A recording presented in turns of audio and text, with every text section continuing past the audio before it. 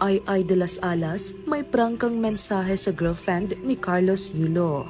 Ibinahagi ng batikang komedyante na si Ay de las Alas ang kanyang opinyon at payo sa 2 beses na Olympic gold medalist na si Carlos Yulo at sa girlfriend nito na si Chloe matapos mapanood ang isang interview kay Yulo. Sa isang video, ipinahayag ni Ay ang kanyang pagbati sa tagumpay ni Carlos Yulo, ngunit hindi rin niya napigilan na magbigay ng kanyang obserbasyon.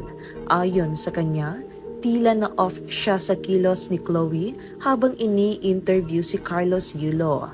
Pabirong sinabi ni Ay, kasi napanood ko yung parang interview. Parang na-off ako kasi si Girlie habang ini-interview si Carlos, yung bata, nakasandal dito yung baba nung girl. Buti na lang bilugan si ate girl. Kasi kung ako yon, nako wala. Patay. Sabog yung balikat ni baby boy. Buti na lang, pabilog siya, hindi patulis.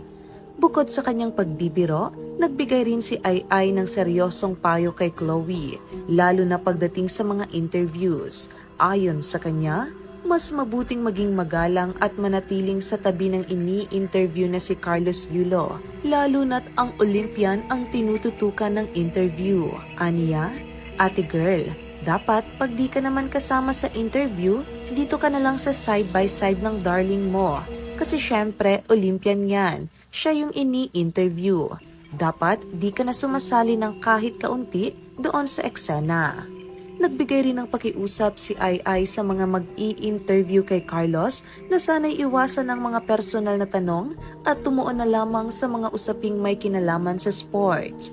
Doon naman sa mga nag-interview, utang na loob, huwag niyo na siyang tanungin tungkol doon. Di naman showbiz yung bata.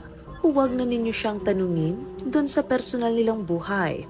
Kasi nagke-create pang intriga. Ibang tanong na lang, yung tungkol sa Olympics. Huwag na yung sa personal nilang buhay, di ba?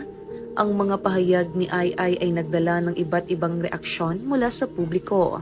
Ngunit umaasa siya na ang kanyang payo ay makatulong kay Carlos Yulo at Chloe sa kanilang mga susunod na interviews.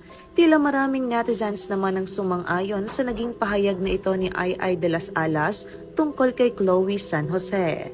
True, masyadong maepal. Gusto laging nakikitang pagmumukha sa media. GF pa lang yan Paano kapag may karapatan na yan bilang asawa? Good luck, Kaloy. True, tinalo pa si Jinky Pacquiao. Buti pa si Madam Jinky kapag ini-interview si Manny Pacquiao, hindi nakadikit kay Boss Manny. Tingnan mo sila ngayon, pinagpala. Correct, Miss Ay. Yung coach dapat ang nasa tabi, hindi GF. Magtira naman sana ng konting delikadesa at kahihiyan. Di naman siya kasali sa official Philippine Olympic team.